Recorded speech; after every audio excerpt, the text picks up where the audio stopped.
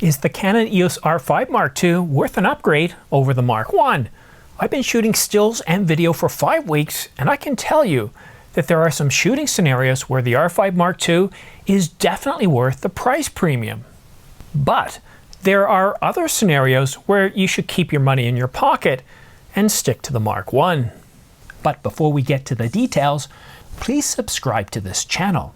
It doesn't cost you anything, helps this channel grow, and keeps you up to date on the latest camera coverage.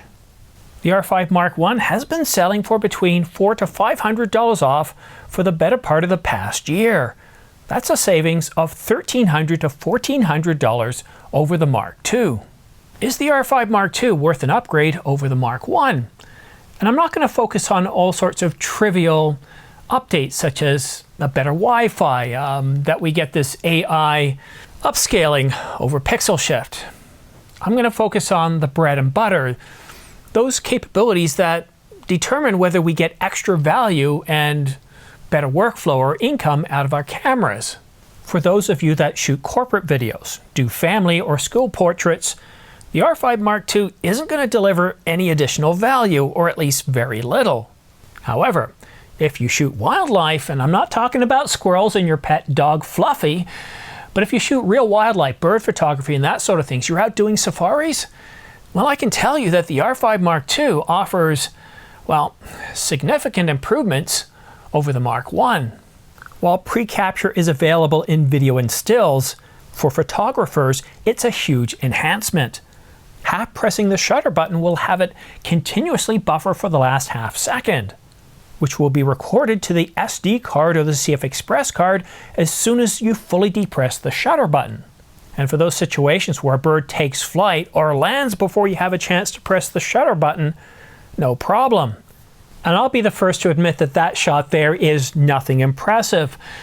It's something I shot myself while I was getting used to and testing the R5 Mark II.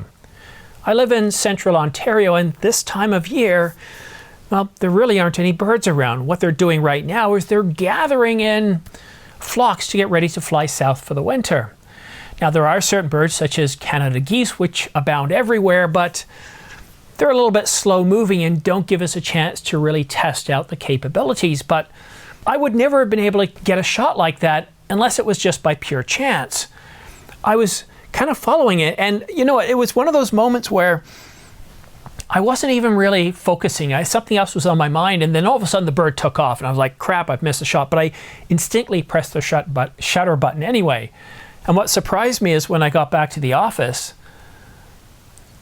a few shots were bang on in focus. And it was at that moment that I realized, wow, the power of this. Now imagine you're sitting in a blind and you're watching some cockatoos or some other birds, and they're getting ready to take off. You can sense it. You've got that shutter button half pressed, and as soon as they take off, bam, you hold down the shutter button, and you've got a full selection of images, up to 15 shots for about half a second, because it shoots 30 frames per second electronic, and it delivers some really, really impressive results. And don't just take my word for it here. I do apologize. I wish I had much better images to be able to present to you, but my friend Dwayne Patton in Australia has shot a couple of videos shooting with the R5 Mark II, shooting wildlife, and he's got some really impressive results. So go ahead and take a look at this video right here. Whatever I've just said here talking about that pre-capture, he takes it, runs with it, and develops, I think it's almost an entire hour-long video talking about it, as well as some of the other enhancements that are great for wildlife photography. And one of those enhancements is the new autofocus system, that it's much faster at locking onto the subject, even when you're shooting with lenses like the RF 100 to 500 or RF 200 to 800 millimeter. I was shocked at just how fast it would lock onto subjects. But shooting wildlife isn't the only scenario where this new autofocus system and pre-capture can really benefit photographers. Those of you shooting sports or fast action, whatever it is, whether it's motocross, motor racing, whether it's birds, whether it's people, whether it's your son's playing soccer or hockey or football or basketball, any other sport, having an autofocus system that can accurately track a subject, lock onto that subject, And even if others get in the way, such as their, what do they call it, action priority mode, where whoever has the ball, and we're talking about volleyball, basketball, and soccer, but whoever has the ball is the one that's in focus. And it doesn't lock onto the ball, it locks onto the face of the person who has possession of the ball. And that's a really big deal. It's huge. And even for me, I don't do a lot of that, but I do a little bit of everything. I really do, because I capture life as it happens. That involves dealing with low light situations, with wildlife, with humans, with dogs, cats, with sporting events, with landscapes. I mean, I pretty much do almost all of it, even astro work. However, if taking a swing at a golf ball or a baseball bat, you might still see a bit of a bend. And that's due to the rolling shutter. And for sports photographers, if you're going to be, well, shooting hummingbirds, anything that's super fast, you're going to be shooting with one 2,000ths or 1/3000th of a second. That 6 milliseconds is not quite fast enough. You're still going to see some bend. It's a huge improvement over the Mark I. And if you got tired of the Mark I, then yeah, the Mark II provides further benefits. But what I would really consider doing, if you're interested in really, if you're up there shooting the best of the best, the fastest of the fastest, you're going to be shooting hummingbirds, you're going to be shooting the Olympics, then I don't recommend either the Mark I or the R5 Mark II. And what I would recommend is either a camera like the Sony A9 III with its global shutter sensor with zero millisecond readout time, or other cameras that can do the job really well, the Canon EOS R1, the Nikon Z8, and the Nikon Z9. Unlike with Canon, with the R5 Mark II having a slower readout speed, the Nikon Z8 is almost right up there with the Nikon Z9 when it comes to readout speed. But if you're going to be shooting the Olympics, I wouldn't even go with the Z8 because it has a single CF Express card slot like the R5 Mark II. You want the fastest of the fastest, and you want a card acting as a backup, and then you're going to get that much faster readout speed, which is around 3 milliseconds. So you could probably shoot with the R3, but you know what? Even though it's really cheap now at around $4,000, the one problem you're facing is you've got a much superior autofocus system in the R5 Mark II, and that same improved autofocus system is going to show up in the R1 and likely in the R3 Mark II if that camera ever comes to market. So one of the problems is when you really want to be on the bleeding edge of things, shooting with the fastest of the fastest that is possible, it's going to certainly cost you an awful lot more to play in that field. But for the rest of us, for most people shooting sports, you're probably going to find the R5 Mark II more than fast enough with a 6 millisecond readout speed on the shutter. But on the video side, this is where the R5 Mark II really shines over the Mark I. You've got H.265, H.264, 10-bit, 8-bit, Canon Log 2, Canon Log 3 RAW, and we can now capture 10-bit without shooting log. If you have the R5 Mark I and all you're doing is shooting shots like this, where I'm shooting 8-bit, and all I ever do in this studio is shoot 8-bit. And my studio upstairs for doing live streams, I also shoot an 8-bit. And guess what I'm shooting with now? The R5 Mark I. For those scenarios where you're shooting inside, you're doing corporate videos, you're doing product shots, well, the R5 Mark I is going to be more than capable enough. But for those of us doing run and gun, for those of us shooting in multiple different scenarios all the time, for those of us that want that extra dynamic range, the R5 Mark II with that stacked sensor provides 16 stops of dynamic range, and that's not fake. That's using Canon's own metrics, and if we look at the industry standards, then or best practices, we're seeing somewhere between 13.6 and 14 stops of actual usable dynamic range. And where Canon Log 2 benefits us is not in the highlights. The highlights are already looking pretty good, but it's from the midtones to the shadows. We're able to recover a whole lot more, to the point where I gotta say, after 5 weeks of grading with the R5 Mark II, I'm really impressed. Looking at these shots here, I can see the highlights are very bright, but then the shadows look good, but most importantly, the color looks good in the shadows. It doesn't look faded, it doesn't look like there's something missing. And that's another benefit. And all this is graded, not using Canon's LUTs or anybody else's LUTs. I'm grading it myself. I put out a video just a day or two ago on how to balance Canon Log 2, and I'm one of those people that believes in developing your own film, so to speak. I balance to middle gray, and then I balance based on the highlights, midtones, and shadows. And then I balance based on the colors. And I like the results doing it this way. And then for each and every single clip, I will make some minor adjustments. And the results are terrific. Coupled with waveforms and false colors, getting the exposure is much easier. And not only that, Canon Log 2 is far more forgiving. And I absolutely love shooting with it. So unless you're doing studio shots like this, where you're controlling the lighting situation all the time, and you don't need 10-bit, stick with the Mark I. But for everything else, the R5 Mark II is truly an impressive camera. And while the Canon EOS R5 Mark II does have 100 enhancements over the Mark I, and this is according to Canon, folks, a lot of them certainly aren't worth the updates. Dual shooting is nice, increasing the flash sync speed, customizable focus ring for hybrid RF lenses, HDR movie mode, custom buttons for playback of both video and stills, and of course many others, including the anti-fog eye cup. And others are absolutely just gimmicks. The AI upscaling, while it can look pretty good, it's not trustworthy. You'll pixel peep, and what you're essentially getting is the image you shot, and then the Canon R5's internal processors are generating its own image. It's no longer authentic in my view. I just don't trust it. And I would have to pixel peep every single image, and that kind of defeats the purpose of that AI upscaling.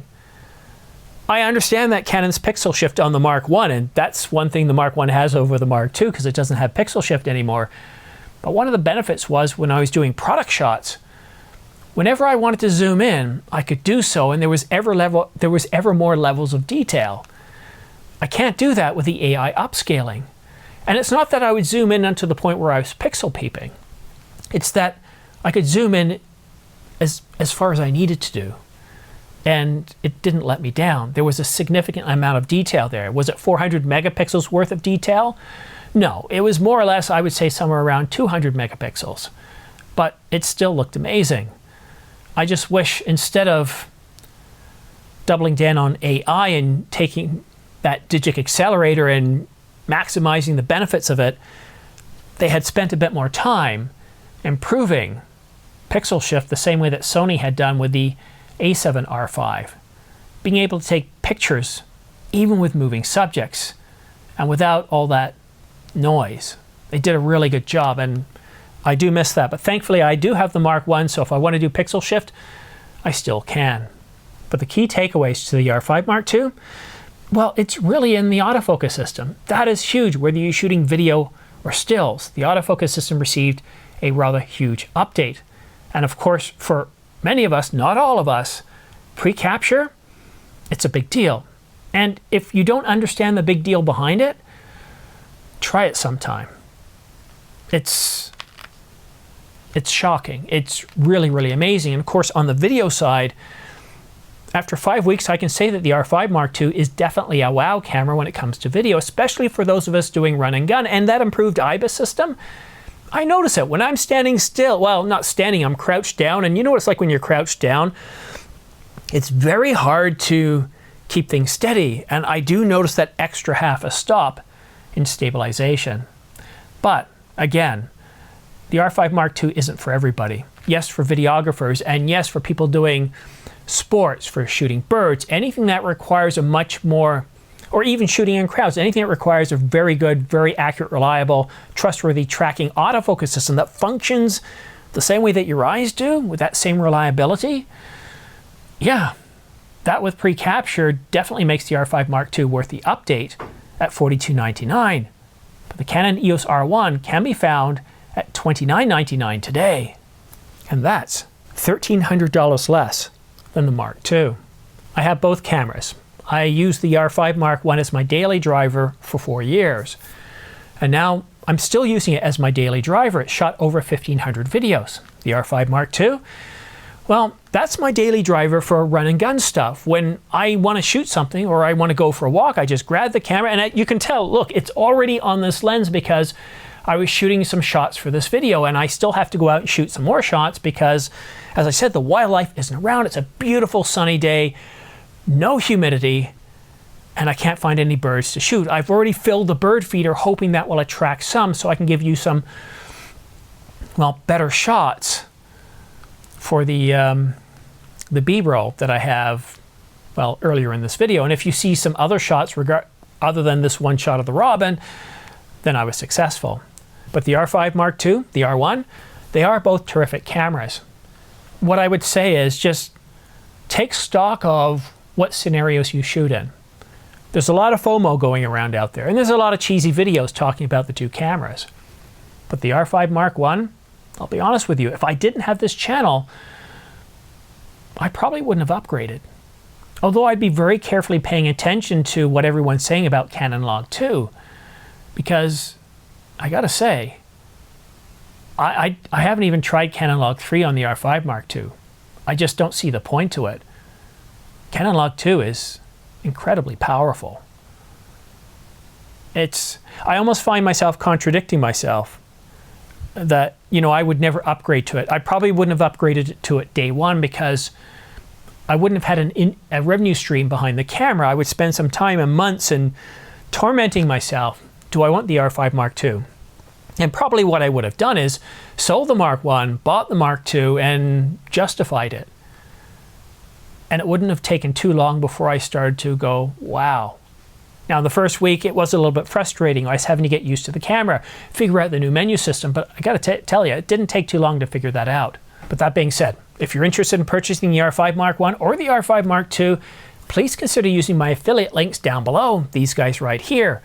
I get a small commission back, anywhere from 2 to 5%, depending on if you purchase any of these cameras or anything else, including lenses. And a big thanks to those of you that have done in the past. It's what keeps this channel on the air and supports this channel. But if you find these two cameras a bit too expensive still, well, consider getting some refurb units or units that are used. I've seen the price of the R5 Mark I go down to $2,000. But there's also a lot of other cameras on sale. The R8, the Nikon Z8. I mean, pretty well everything that Canon and Nikon makes is on sale. And Sony every now and then puts some sales on too, but they had some sales on a few weeks ago. The sales are off. Actually, I haven't checked this week to see if they're back on again. But as far as Nikon and Canon goes, tons of sales on the bodies and the lenses. But thank you so much for tuning in. Have yourself a great week, and we'll see you again soon.